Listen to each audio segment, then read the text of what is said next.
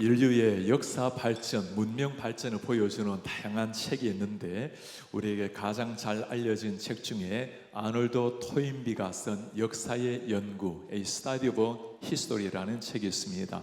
이 책을 보면 중요한 두 단어가 나오는데 Challenge and Response라는 단어와 Creative Minority라는 두 단어가 나옵니다. 도전과 응전이라는 말, 그리고 창조적 소수라는 말. 지금까지 역사 연구가들은 인류의 문명이 발전이 되려면 환경이 좋아야 된다고 생각했습니다. 4대 문명 발상지를 보면 좋은 강을 끼고 문명이 발전이 되고 있죠. 그것도 그렇듯이 4대 문명지 발상 보면 중국 같은 경우는 황하강이 있었고, 인도에는 겐지스 강에 인도 문명이 있었고, 메소포타미아 문명의 뒤에는 티그리스 유프라테스 강이 있었습니다. 그리고 나일강이 있었던 이집트 문명, 모든 중요한 문명사의 획을 기은 것은 중요한 강, 좋은 물줄기에 있었기 때문입니다. 아놀드 토인비는 이런 역사 연구에 조금 다르게 접근을 합니다. 그런 것이 좋은 효과를 주기도 했지만 때로는 이 강이 인류의 발전을 저해해 오기도 했다는 겁니다. 나일강이 때가 되면 물이 강을 넘칩니다. 범람합니다. 물이 범람하면 농사 짓기는 좋지만 사람 살기는 얼마나 위험합니까? 그러니 사람들이 언제 강물이 범람할지를 연구하기를 시작을 합니다. 수리학, 기학, 그리고 달을 연구하는 천문학이 발전이 되었습니다. 한때 이집트가 세상을 제패했던 나라 아닙니까? 이런 어려움을 뚫고 위기를 뚫고 발전을 해왔다는 겁니다.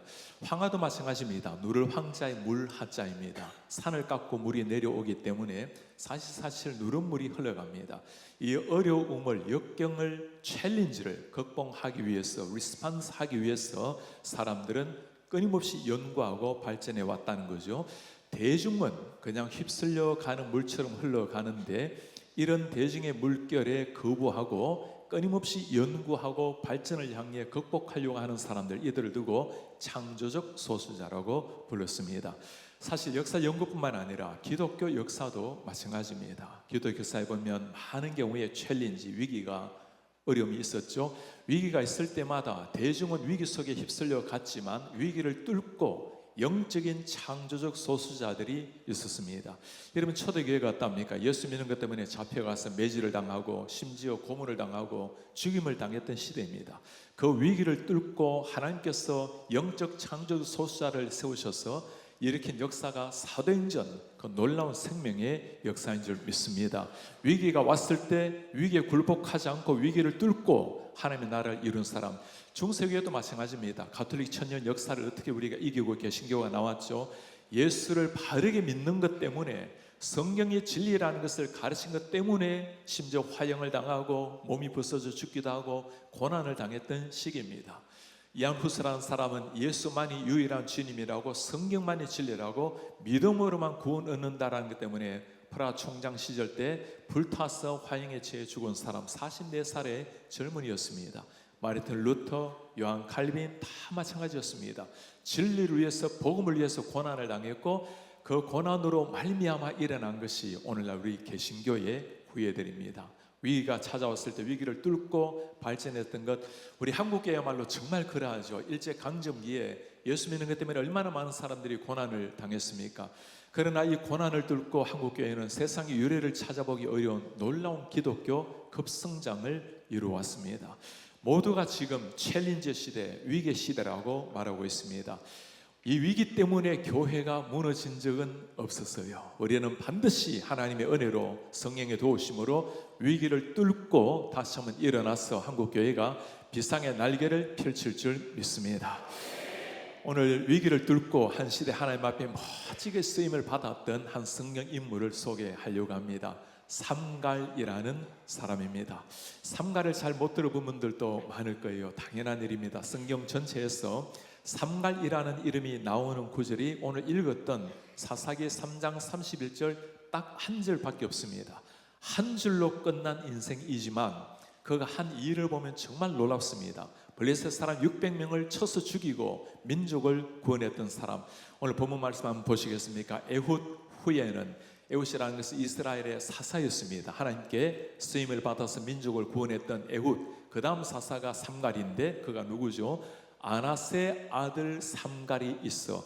아낫이라는 사람은 가나안의 전쟁 신화에 나오는 여신의 이름입니다. 그러니 그 여신의 아들이라는 것은 그 여신을 섬겼던 가정의 아들이라는 겁니다. 유대인이 아니었습니다. 이방인이었죠.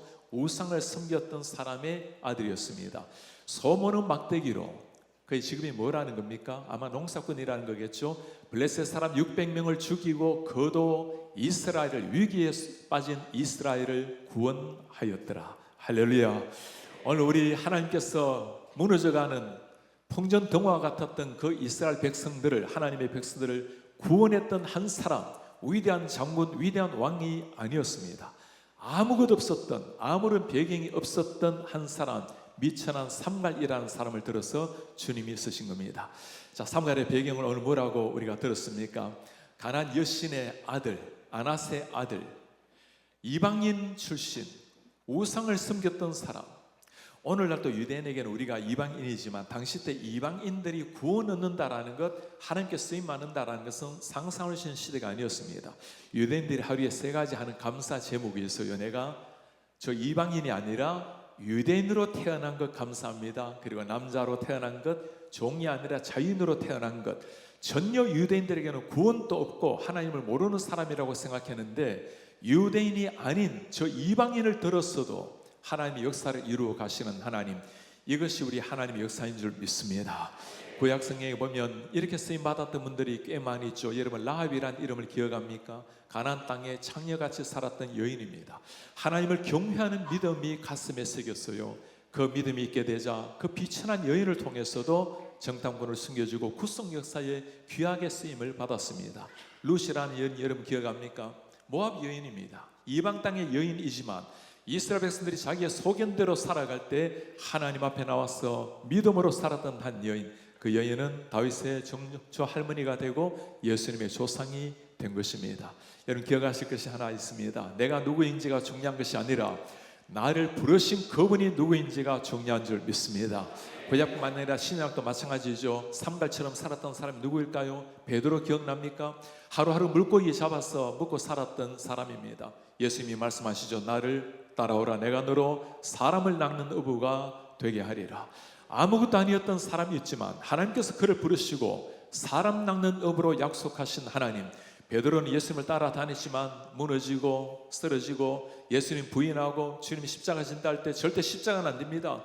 이렇게 부족한 사람이지만, 그러나 예수님께서 그를 부르시자 비족하셔서 마침내 민족을 구원하는 사도행전의 역사를 주인공이 된 줄 믿습니다.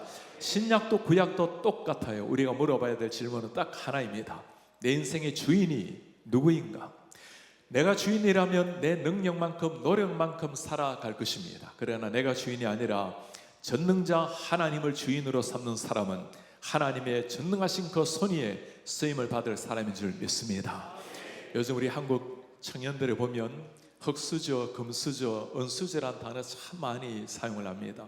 좋은 배경에 태어난 사람, 금수저의 아들이라고 서로를 원망하고 세상을 원망하면서 그렇게 살아가는 사람들, 나는 흙수저 출신이라고 아무런 미래가 없다고 꿈을 포기해버린 사람들, 이런 그런 게 아니에요. 좋은 배경에서 금수저의 배경으로 자라났다면 참 감사한 일입니다. 하나님이 맡기실 일이 있기 때문에 좋은 배경을 주신 겁니다. 그러나 나에게 아무런 수저 하나 없이 금수저가 아니라 흙수저, 아니 무수저로 태어난다 할지라도 문제가 될 것은 아무것도 없습니다.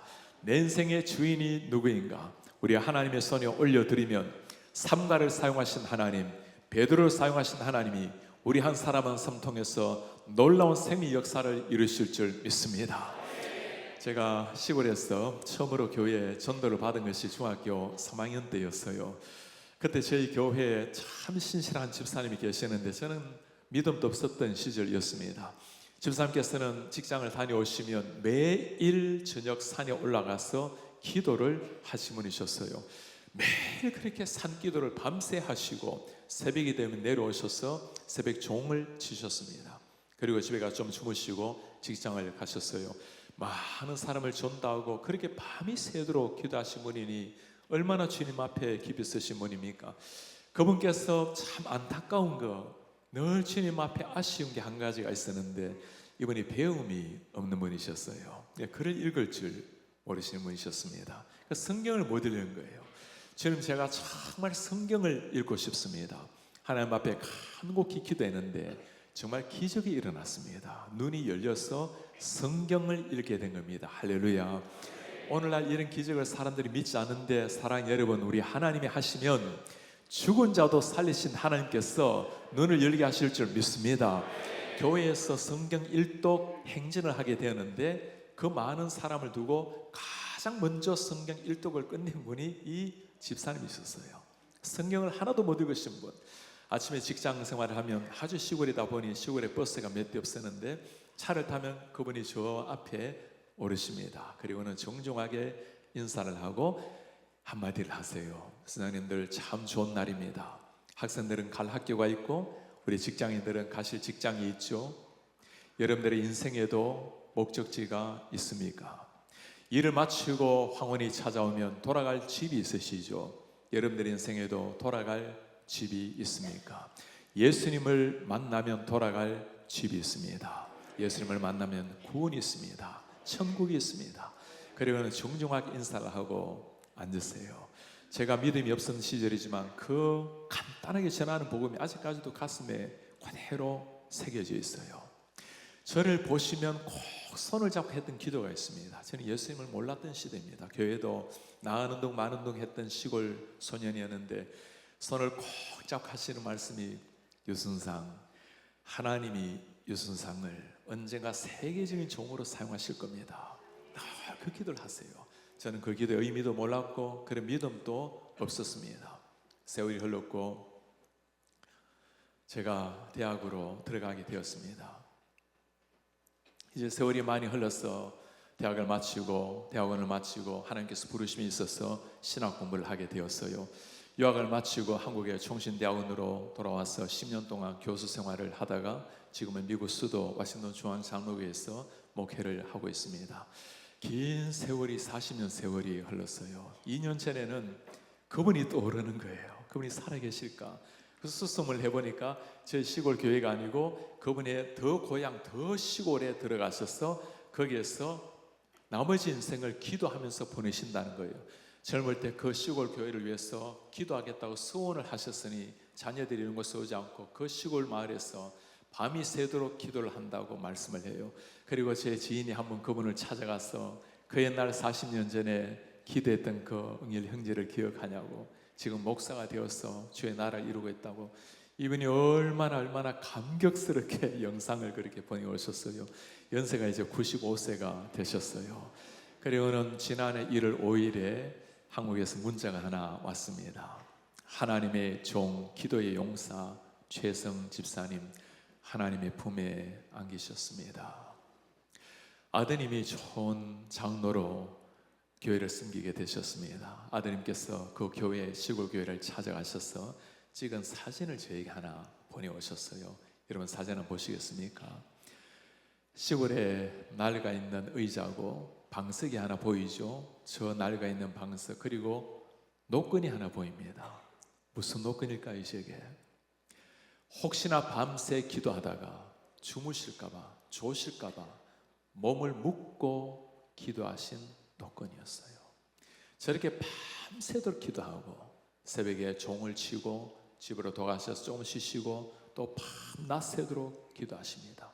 평생 기도를 위해 사시다가 주님 앞에 서셨어요.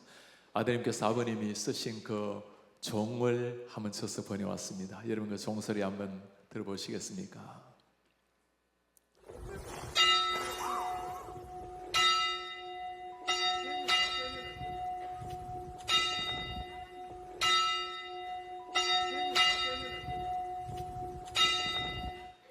평생을 주님 앞에 교회를 섬기고 하나님의 나라를 위해서 기도하고 전 세계 열방 선교를 위해서 멋지게 기도하고 주님 앞에 안 계신 분, 귀한 종, 아무런 배움이 없는 분이셨어요. 정말 삼갈의 막대기처럼 사람의 눈에는 아무것도 없는 분이셨습니다. 그러나 그분의 기도와 그분의 사랑으로 제가 주님을 알게 되고 목사가 되고 그분으로 말미암아 얼마나 많은 사람들이 기도를 받고 주의 종으로 세워졌는지 사는 여러분 꼭 기억하시기 바랍니다. 내가 누구인지가 중요한 것이 아니라 나를 사용하시는 그 분이 누구인지, 그분께서 나를 사용하신다면 영광스럽게 사용하실 줄 믿습니다. 저희 교회 몇 년 전에 우리 세계적인 소프라노 조수미 씨를 모시게 되었어요. 조수미 씨와 함께 그 줄리아드의 음대 교수들, 기라슨 같은 교수들이 다 오케스트라로 와서 함께 연주하고, 그리고 김 박사라는 분이 지휘를 하신 분이셨습니다. 하루 종일 그렇게 연습을 하고 저녁이 되어서 한인들 수천 명이 다 예배당을 가득히 메우고, 그리고 연주 시작 직전에 이 김 박사님이 지휘자분이 저에게 와서 목사님, 지휘봉이 갑자기 보이지 않는데 지휘봉을 하나 좀 구해달라고. 제가 음악을 전문적으로 한 사람은 아니지만 한 10년 정도 지휘를 하게 되었습니다. 변변찮은 그 지휘봉을 그분에게 전해드렸는데, 정말 막대기 같은 그 지휘봉 하나, 그 지휘봉을 통해서 조수미 씨도 세계적인 그 뛰어난 줄리아드 음대 교수들도 천상의 음악을 만들어내었습니다. 제가 가지고 있는 지휘봉으로는 사물을 가리킬 뿐이지만, 그러나 마이스트로 그 대가의 손에 올려진 지휘봉으로는 명품 음악이 탄생이 되었어요. 우리 사는 성도님들, 우리 모두가 하나씩 지휘봉 다 들고 있는 사람들입니다. 내가 들고 있다면 사물을 가리킬 뿐이지만, 우리 전능자의 손에 올려드리면, 명품 인생 대가의 손에 올려드리면 최고의 천상의 인생이 탄생될 줄 믿습니다. 우리 부모님들이 사랑하는 자녀들에게 심어줘야 될 신앙이 이것이에요.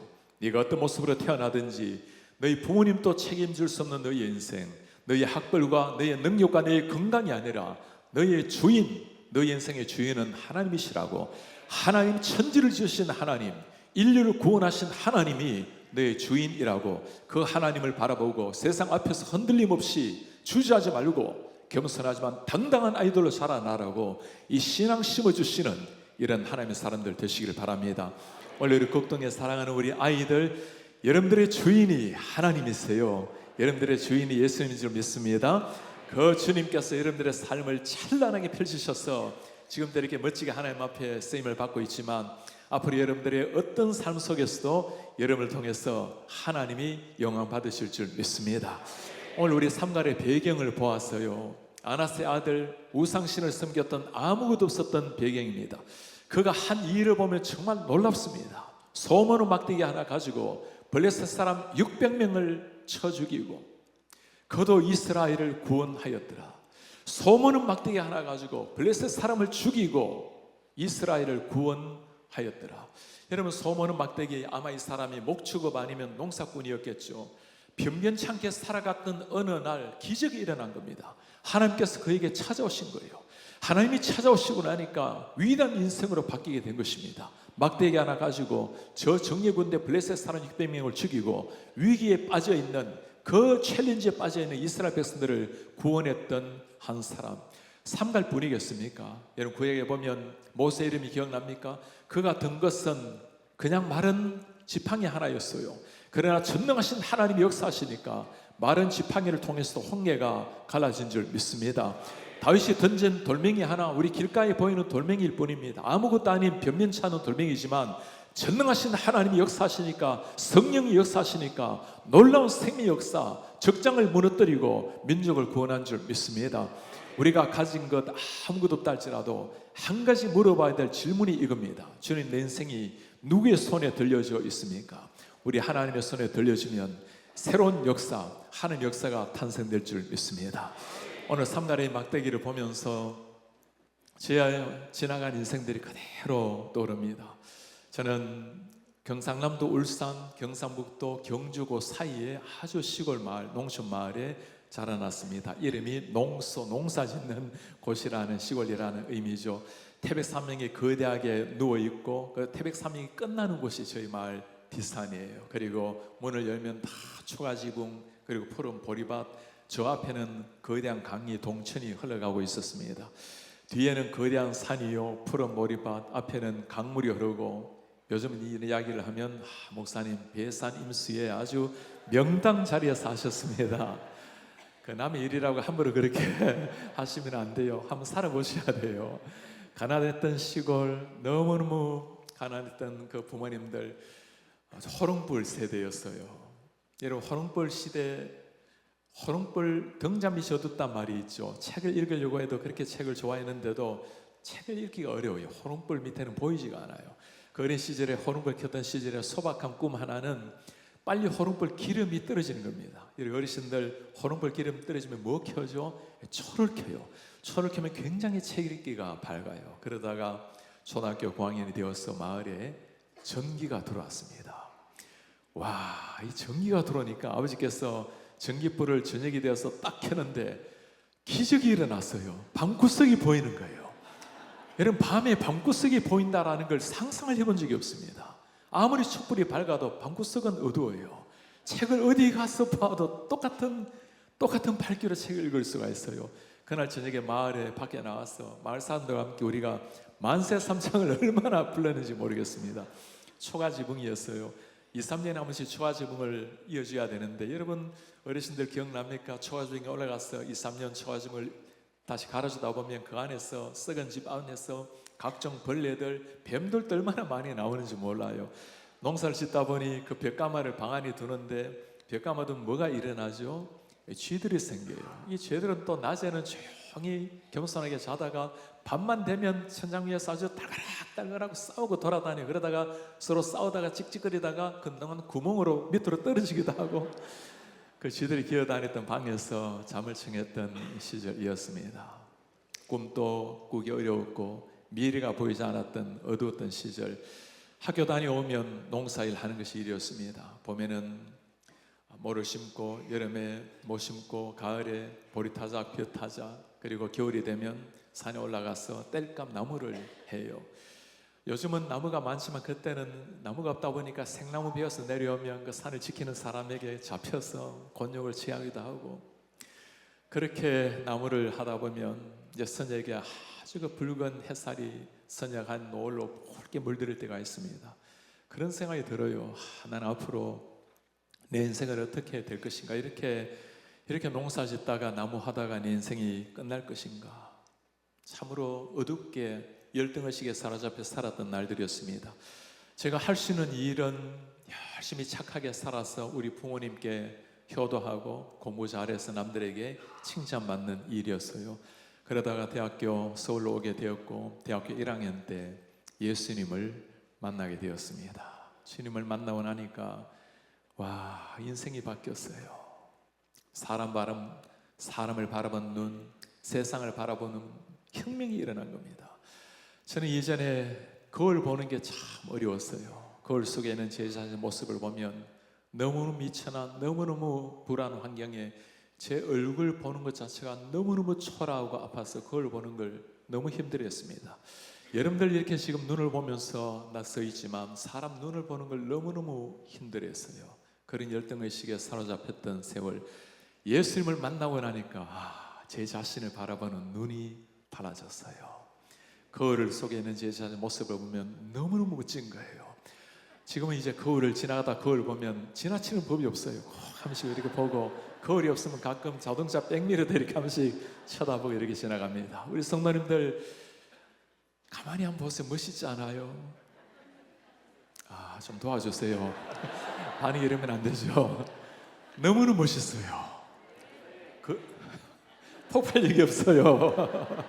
그거를 보면 제 자신도 제 자신의 죄악성, 허물진 모습, 주님 앞에 너무 부끄러운 모습에 너무너무 아파합니다. 그러나 하나님의 형상대로 모양대로 만든 이 모습, 하나님이 빚어가실 이 모습을 생각하면 너무너무 귀한 거예요. 이런 눈으로 옆에 있는 형제 자매를 보세요. 여러분, 정말 주님이 만드신 형상이라고 생각을 하면 사랑받지 못할 사람이 없어요. 사랑해야 되지 못할 사람도 없어요. 예수님을 믿으면 한 형제요, 자매요, 아직까지 믿지 않으면 모두가 주님 안에서 형제가 될 수 있는 기회 아닙니까? 전달 기회 아니겠어요? 혁명이 일어난 거예요. 세상을 바라본 눈도 달라졌습니다. 제 전공이 영시예요. 세상의 아름다움을 노래하는 게 시 아닙니까? 아무리 영시가 귀하다 하더라도 하나님이 만드신 저 천지 만물 대자연만 하겠어요? 아침에 눈을 뜨면 떠오르는 그 태양 얼마나 아름답게 떠오르고, 무수한 밤별들, 길게 아메리카를 피해는 풀포기 하나 다 하나님의 솜씨로 손가락을 만드신 완벽한 글작품 아니겠어요? 돌멩이 그거 누가 만든 거죠? 그거 하나님 만드신 거예요. 돌멩이도 제각기 얼마나 아름답습니까? 함부로 돌멩이 차지 마시기 바랍니다. 하나님이 만드신 소중한 거예요. 제가 있는 곳이 미국의 버지니아 수도 버지니아입니다. 옆에 가면 웨스트 버지니아, 여러분들 잘 아시는 셔넌도 국립공원이 있어요. 얼마나 아름다운지 모릅니다. 봄, 여름, 가을, 겨울 사시사철 운무가 낄 때도, 단풍이 내려앉을 때도, 겨울에 흰 눈으로 산이 덮일 때도 너무 아름다운 명산입니다. 산에 올라가면 그 아름다운 명산을 즐기면서 저는 그 산을 보는 것이 아니라 그 바닥에 누워있는 그 마른 나무들, 저 하루만 저 나무 하면 1년 뗄감을 할 텐데 마른 나무 보면 얼마나 아까운지 몰라요. 요즘 제가 이런 이야기하면 우리 성도님들은 목사님 보기에는 아주 그냥 고생하는 것처럼 잘하는 것 같은데, 가끔 가다가 우리 성도님들은 목사님 기공자 스타일이에요. 정말 힐링이 일어납니다. 그런 이야기를 들으면. 여러분들 제 가까이서 손을 보시면 다 이 낫자국이에요. 얘는 7살 때 토끼풀 베다가 날아간 손인데, 요즘 같으면 이게 깨매면 이렇게 상처가 안 남을 텐데 50년이 지나도 그대로 상처가 다 남아있는, 전 손가락이 낫 상처로 남아있는데, 사랑하는 여러분, 아무것도 아니었던 정말 삼갈처럼 막대기 하나 가지고 소 몰고 산에 가서 나무하고 농사 짓고, 그게 제 삶이었습니다. 그러나 어느 날 삼갈에게 찾아오신 하나님께서 어느 날 저에게 찾아오셨어요. 그리고 세상의 어둠 속에 빠진 인생이 아니라 하나님의 빛으로 부르시고, 하나님께서 부족하지만 귀한 사역에 동참하게 하신 하나님, 저 같은 사람이 하나님 앞에 쓰임 받을 수 있다면 쓰임 받지 못할 사람이 아무도 없습니다. 오늘 삼가를 두고 하나님이 뭐라 말씀하십니까? 그도 이스라엘을 구원하였더라. 그도 이스라엘을 구원하였더라. 얼마나 이거 위로가 되는지 모르겠어요. 삼갈 같은 사람도 민족 구원의 쓰임을 받는다면 구원받지 못할 사람, 쓰임받지 못하는 사람은 아무도 없겠죠. 왜 그럴까요? 삼갈이 아니라 우리 하나님이 100% 영광을 받아야 될 줄 믿습니다. 제가 올해 저희 교회, 저희 합동교단의 전국 목사장로 기도회에 설교를 하러 왔습니다. 서울 사랑교회에서 설교를 했는데 2년 전에도 목사장로 기도회에 설교를 하러 왔어요. 그래서 제가 오기 전에 코로나에 감염이 되었어요. 그러니 제가 얼마나 안타깝습니까? 그 3,000명의 장로님들, 목사님들 모이시는데, 제가 주일에는 사랑교회에서 설교하기로 되어 있고 한데, 목사님과 장로님들께, 그 총회자님께 제가 못 가겠느라고 코로나에 걸렸다고 연락을 드렸더니 두 분 다 목사님 기도만 하십시오. 하나님이 길을 여실 겁니다. 역시 우리 한국 목사님들이 달라요.